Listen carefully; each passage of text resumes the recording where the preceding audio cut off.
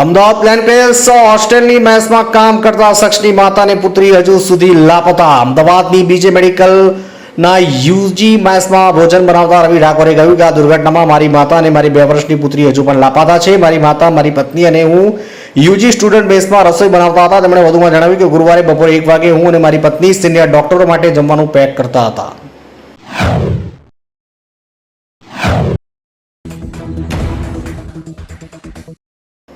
દિલ્હી આવી રહેલી એર ઇન્ડિયાની ફ્લાઇટનું થાઇલેન્ડમાં ઇમરજન્સી લેન્ડિંગ બોમ્બ હોવાની માહિતી મળી. એર ઇન્ડિયાનું એક વિમાન થાઇલેન્ડમાં ઇમરજન્સી લેન્ડિંગ કરાવ્યું છે.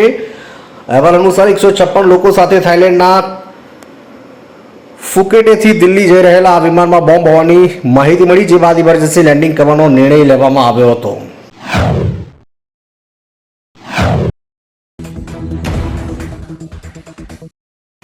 લંડન છોડીને પરિવાર સાથે ભારતમાં સ્થાયી થવા માંગતી કેરળની નર્સનું અમદાવાદ પ્લેનમાં દુર્ઘટનામાં મોત. લંડન છોડીને ભારતમાં સ્થાયી થવા માંગતી કેરળની રંજીતાએ અમદાવાદ પ્લેન દુર્ઘટનામાં જીવ ગુમાવ્યો છે. 2 બાળકોની માતા રંજીતા લંડનમાં નર્સ તરીકે નોકરી કરતી હતી અને હવે તેણીએ પરિવાર સાથે ભારતમાં સ્થાયી થવા માટે પોતાનું મકાન પણ બનાવી લીધું હતું. તે જરૂરી દસ્તાવેજોના કામકાજને લઈને ભારત આવી હતી અને યુકે પરત ફરી રહી હતી ત્યારે આ ઘટના બની છે.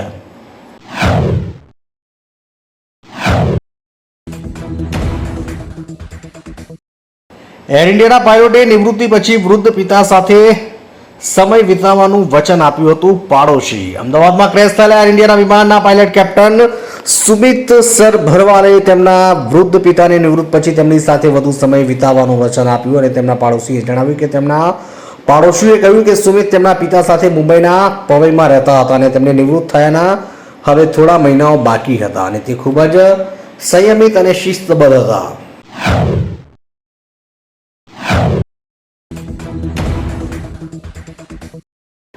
ભારતીય ક્રિકેટરોએ એર ઇન્ડિયામાં દુર્ઘટનામાં માર્યા ગયેલા લોકોને શ્રદ્ધાંજલિ પાઠવી 1 મિનિટનું મૌન પાળ્યું. અમદાવાદમાં એર ઇન્ડિયાના વિમાન દુર્ઘટનામાં માર્યા ગયેલા લોકોને શ્રદ્ધાંજલિ આપવા માટે ભારતીય ટીમના ખેલાડીઓ 1 મિનિટનું મૌન પાળ્યું. સોશિયલ મીડિયા પર ક્રિકેટરોનો એક ફોટો વાયરલ થયો, જેમાં ખેલાડીઓ કાળી પટ્ટી પહેરેલા જોવા મળે છે. ભારતીય ટીમ હાલમાં 5 મેચની સિરીઝ માટે ઇંગ્લેન્ડમાં છે.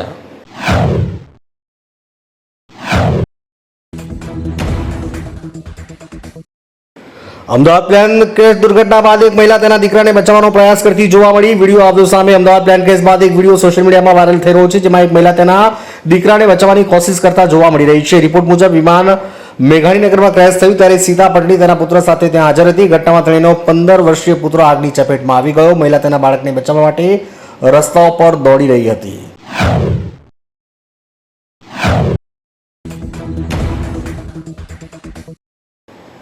રાજપીપળા કાલાઘોડા પાસે અકસ્માત સર્જાયો. ગંભીર ઇજા થતા તાત્કાલિક ધોરણે 108 મારફતે સિવિલ હોસ્પિટલ ખાતે ખસેડવામાં આવ્યો. રાજપીપળા મોટરસાયકલ ચાલક મોટરસાયકલ લઈને જતો હતો ત્યારે અચાનક સ્ટીયરિંગ પર કાબુ ગુમાવી દેતા કાલાઘોડાના સર્કલમાં ધડાકા અથડાતા ચાલક અને તેની પછાડી બેસેલ મહિલાને ગંભીર ઇજા પહોંચી. ઘટનાની જાણ પોલીસ થતા પોલીસ આવી પહોંચી અને 108ને જાણ કરતા 108 આવી જતા ઇજા પામેલ લોકોને 108માં બેસાડી રાજપીપળા સિવિલ હોસ્પિટલ ખાતે સારવાર અર્થે ખસેડાયા હતા.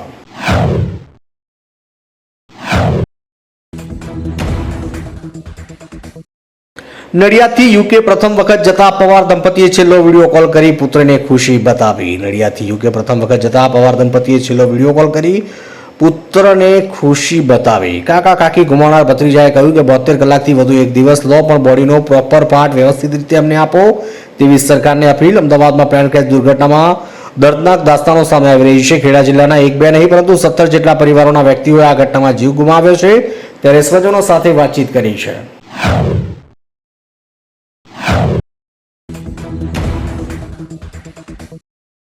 ગણદેવી જતા રોડ ઉપર બપોરે બનેલા અકસ્માતની ઘટનામાં ઇજાગ્રસ્તોને પારસી હોસ્પિટલમાં સારવાર. નવસારીથી ગણદેવી જતા રોડ ઉપર તિગરા જકાત નાકા નજીક અકસ્માતની ઘટના બની. ઘટનામાં ઇજાગ્રસ્ત વ્યક્તિને પારસી હોસ્પિટલ ખાતે ખસેડવામાં આવ્યા. 2 જેટલા લોકોને ઇજા પહોંચી હતી. ગંભીર ઇજાને લઈને પારસી હોસ્પિટલમાં હાલ સારવાર આપવામાં આવી. પોલીસે કાર્યવાહી કરી છે.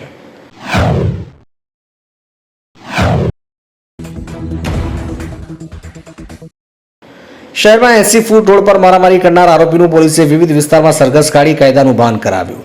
વઢવાણ 80 રોડ પર 3 દિવસ પહેલા ભૂંડ પકડવા બાબતે થયેલા મારામારી મામલે બી ડિવિઝન પોલીસે મારામારીના બનાવમાં ઝડપાયેલ 4 આરોપીઓનું અલગ અલગ વિસ્તારમાં સરઘસ કાઢ્યું, જેમાં Wadhwan 80 feet road, mega mall, Ambedkar ચોક તેમજ રતનપર સહિતના વિસ્તારમાં સરઘસ કાઢી સમગ્ર બનાવનું રિકન્સ્ટ્રક્શન પણ કરાવ્યું હતું.